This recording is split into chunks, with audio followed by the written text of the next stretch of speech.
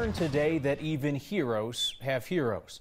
Adams County Deputy Heath Gumm considered his father to be his hero. He grew up watching his father put on the uniform, like the one Jim Gumm wore today when he stepped to the microphone to offer a eulogy for his son.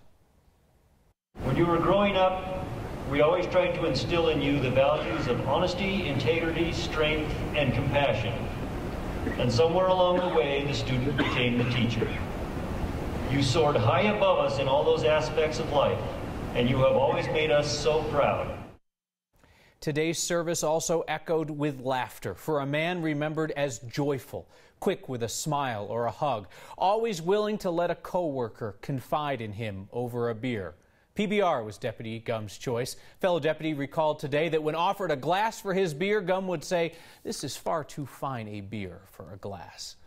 The deputy relied upon for support, both emotional and tactical, was honored with a procession that stretched for miles this morning. Thousands of law enforcement vehicles making their way to the church. Okay, once you get inside, hats off. We don't wear hats inside. We're going to be attending the funeral of Deputy Gumm and honoring his service. Any loss, is very tragic to us because we consider ourselves family. Just verifying is 52 going to be out of service as well? We're going to be staging over at Highway 7 and I-25. As you can see, there's a lot of police agencies. You'll see a lot from all over the state, if not outside of the state. It's sad that we're here, but the turnout is incredible, and it's awesome to be a part of it. It's hard. It's hard to see them go through this. Our battalion chief met with us and said, a deputy had fallen. We were ordered to come up, and with this when we set up our trucks and draped the flag over, and we're there when, the first motorcade came through. Anywhere in the United States, whenever we lose a first responder, either, a firefighter, an EMT, law enforcement, it affects everybody. We talk to the citizens, and they let us know how much this has affected them.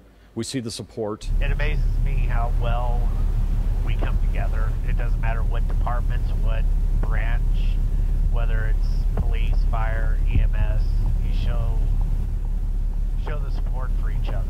Just to see all the organizations that are here supporting the family, you felt good to be a part of that. For our law enforcement brothers and sisters, take a few minutes to thank them, give them the appreciation that they need.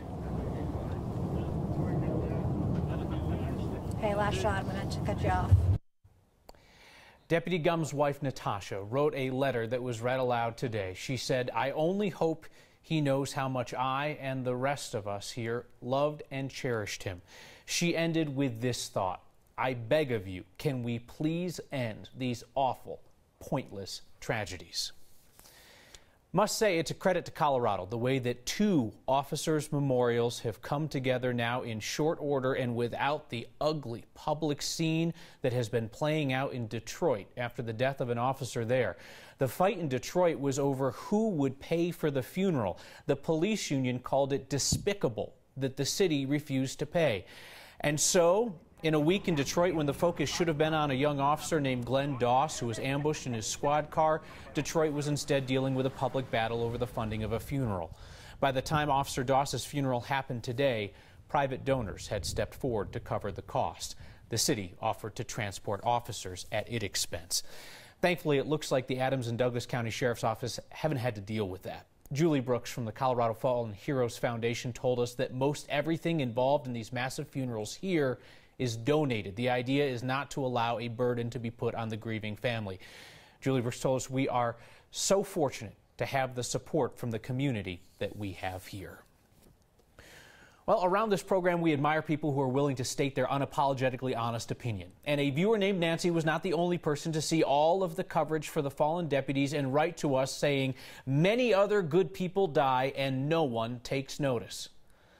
Nancy, I think that we can remember some of those other good people here while still holding separate and apart that there is a special distinction and honor for those who risked their lives in defense of ours. Here on Next, we have offered obituaries of everyone from an Eastern Plains rancher to a Five Points landlord, from a young girl who didn't live to see her dream of serving in uniform, to a man who lived his dream of dignified work at a Goodwill store. We even had the obituary of George Boyven. I don't know what George did for a living. I just know that his final wish was that people be asked to share a meal together and smile in his memory. All of those were good people who were noticed here. But those who died defending us, I'm hoping that we can all still agree that they deserve more than a passing mention. The cranes in the sky, they have become a kind of a gauge of Denver's development. You could also measure development in rolling trash cans used to store an overflowing pile of permits at a city office. Our Steve Steger dropped in to find the trash cans gone, but the rush to build still rolling. It looks and feels like the DMV. Take a number, have a seat, we'll be with you shortly. And they really mean it now. They'll be with you shortly. And it took what was a very frustrating experience for our customers, sometimes waiting 4 and 5 hours just to get to the counter, now down to 30 minutes or less. Brad Buchanan is Denver's planning director, charged with running the city's permit office.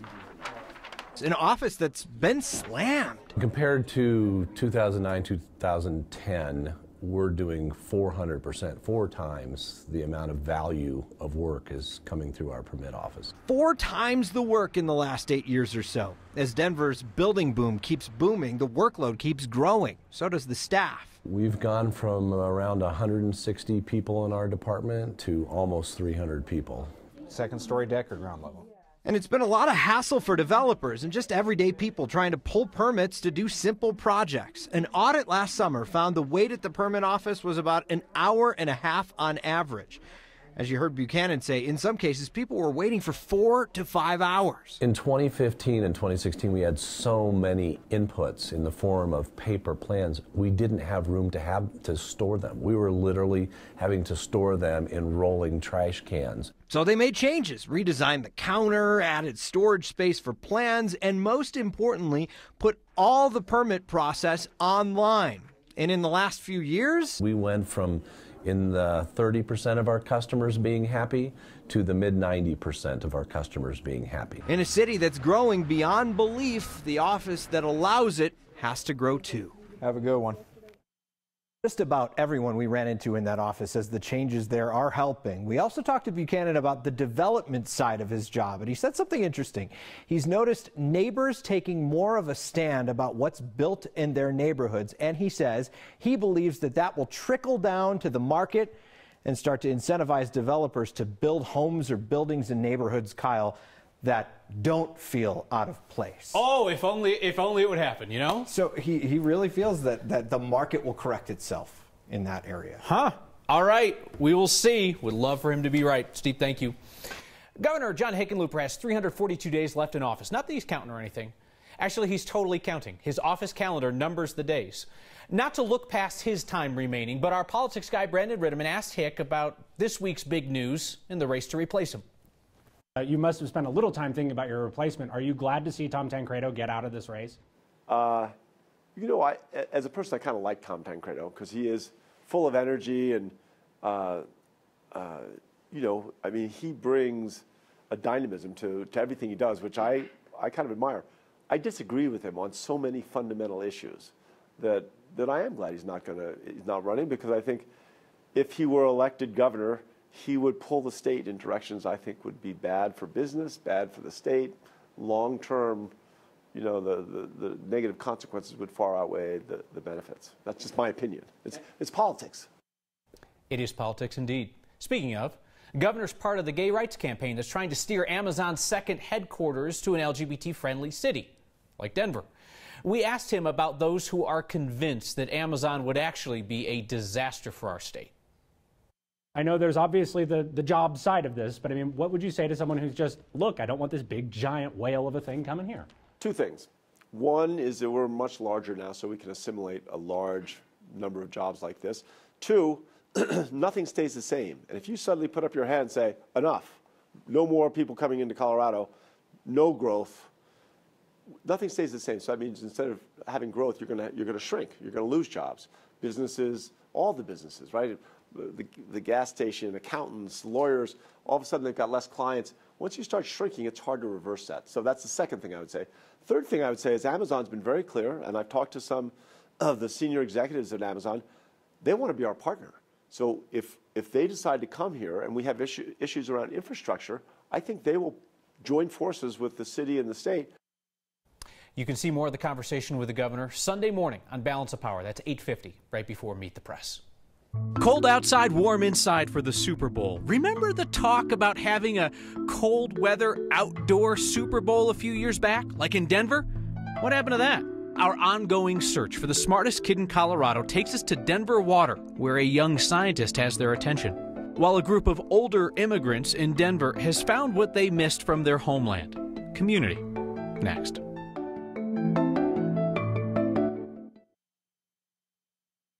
The outdoor high on Super Bowl Sunday in Minneapolis will be in the single digits. Nice and toasty, though, inside where they'll play. Remember 2014 when the Broncos played the Seahawks at MetLife Stadium in New Jersey? The northernmost outdoor Super Bowl in history. It was frigid the whole week prior. People said a cold weather Super Bowl outdoors was lunacy. And then it warmed up suddenly. 68 degrees to kickoff, quite comfortable. It wasn't even the coldest outdoor Super Bowl in history. There was a surprise cold front that kicked Super Bowl VI down to 44 degrees at kickoff in New Orleans in 1972. Still, though, have you heard anybody talking about an outdoor cold weather Super Bowl since, say, holding one in Denver? Single digits in the bold north this weekend probably isn't going to warm anybody's heart to the idea either.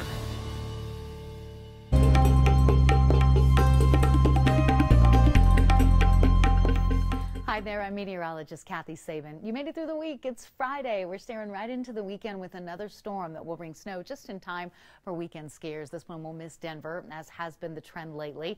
38 degrees outside right now in the city after a high of 60 in February. So new month, not exactly a new weather pattern.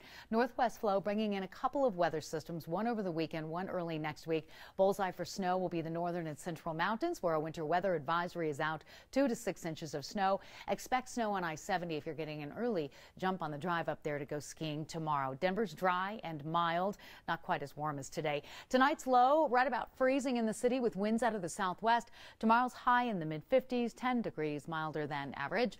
We do have kind of an unsettled weather pattern with a chance of a few flurries Monday night into Tuesday. Wednesday kicking off another warming trend with temperatures in the 50s and 60s, but it is indeed a beautiful night, a Friday night in downtown Denver. Enjoy. Yes, indeed. Thank you, Kathy. Our ongoing search for the smartest kid in Colorado leads us to Gitanjali Rao. She's 12 years old, winner of the 2017 Discovery Education 3M Young Scientist Challenge. We gave you a glimpse of the portable lead detection device she detected, and it appears the Denver Water scientists would like a closer look. We went by the Denver Water Lab today, where Gitanjali was working with other scientists, noticeably a bit older. They seemed pretty impressed. She is there both to learn and to teach if possible. Okay. She is actually very smart, very innovative. She is an amazing young scientist. We are very excited that there's a new generation of scientists paying attention to water quality issues, not only for Denver Water, but for the nation and the world. Originally, I took a tour of the Denver Water Labs and Research Center, and it was amazing. I'd never seen a water facility before. The labs were awesome. They were amazing, so I was like, I want to work here someday. Gitanjali is not getting paid to share her knowledge just yet. She's, just hanging out on some Fridays there at Denver Water, and I say, soak up that knowledge while you can. I'm talking to you, Denver Water. Gitanjali, you too, I guess. We'll continue our search for the smartest kid in Colorado. If you know of some young person who is making a positive impact, you can always get our attention with the hashtag HeyNext or email next@9news.com.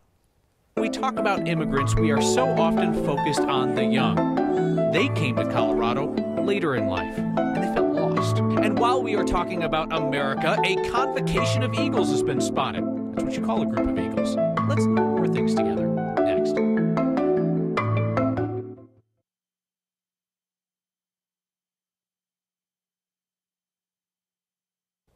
Tonight, our Sonia Gutierrez returns to the neighborhood where she grew up, Barnum in West Denver, the place where her family was first welcomed as part of the 16% of Denver's population made up of immigrants. Today, Sonia found immigrants from the other side of the world and a few generations removed who are receiving their own warm welcome. On Alameda and Hazel, you'll find this small white building. This is small coming. Where twice a month, dozens of older Cantonese people take the bus to get here. For 2 hours of Siakoi, Chia Tao, community. They practice Tai Chi, and for many, it's a little piece from home. They come from different countries. Anki Angel Cheng volunteered for the Asian Pacific Development Center for years. She noticed that a lot of the older immigrants were falling into depression because they were used to an active lifestyle in their home countries. And here, Because they feel lonely. so she created this space for them. Some of that they've been working so much because as an immigrant, they work like 7 days a week. 10 to 12 hours a shift, they needed a break. Tong Wayne Wong was one of those people who worked non-stop in his restaurant. So you can call me a professional chef. Now he says you can call him Tai Chi Master. A lot of the elderly people I met here, they don't speak much English. But that doesn't matter here. They have to have some support group to support them so they won't feel lonely in a huge country. If you know someone who maybe once felt like an outsider, reach out to them and welcome them into your community. It might just make all the difference. For all the Cantonese people who welcomed me into their community today, Dejie, thank you. You know, these kinds of stories are so important. We all come from somewhere and at one point felt like outsiders. Someone took us in, someone helped us find a community. So I want to take this experience outside and ask you to share your pictures of the times you felt a part of the Denver community. This one right here, this one is mine. I'm posting my story on Facebook, Instagram, and Twitter. Kyle, I want folks to share theirs with the hashtag HeyNext. What was your welcoming story? For me, it was a woman at the grocery store. I thought I was in her way or I had offended her. She just wanted to say hi and wish me a nice day. Oh, how sweet. That And sounds very much like I felt Denver. so welcome. Oh. Anyway, you've been here for a while, but welcome anyway. We'll see you a lot on Next. Thank you so All right, much, thank you, Scott. Sonia. The most Colorado thing we saw today is a mess load of bald eagles taking up residence in a tree in Fort Collins. I have learned today that the technical term for a group of eagles is not actually mess load. It's called a convocation of eagles. It sounds stately. Our friends at the Fort Collins, Colorado, took these stunning photos. A mess load of people, technical term, stopping by that tree north of Fossil Creek Reservoir to take their own photos. Fridays on Next mean your good news makes headlines and feedback about changing minds. Next. We wrap up the week on Next talking about the value of learning something. Before the feedback, it's your good news. Gathered today at the corner of Colfax and Mariposa next to the Aurora campus. Camera and a question. What's your good news?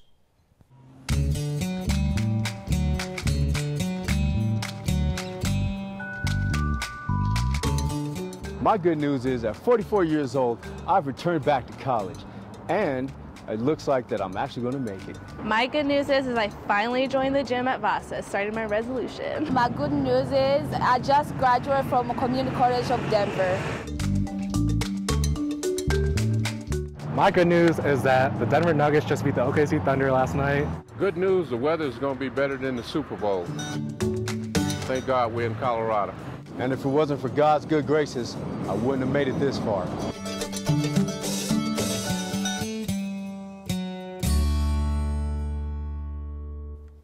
Always nice to end the week with optimism. Mark Laverty emails in and says, for a show I used to dislike, I now have a hard time missing it. Good job to you and your team. Mark, thanks for giving us a second chance. Speaking of the team, we don't mention their names often enough around here. Who all was it today? You saw Steve and Sonia. You never saw Aaron and Carrie and Linda and Tom and Cody. And there's Lawrence and there's Bruce and there's Jerry. I'm forgetting people I know. We'll get to them next time.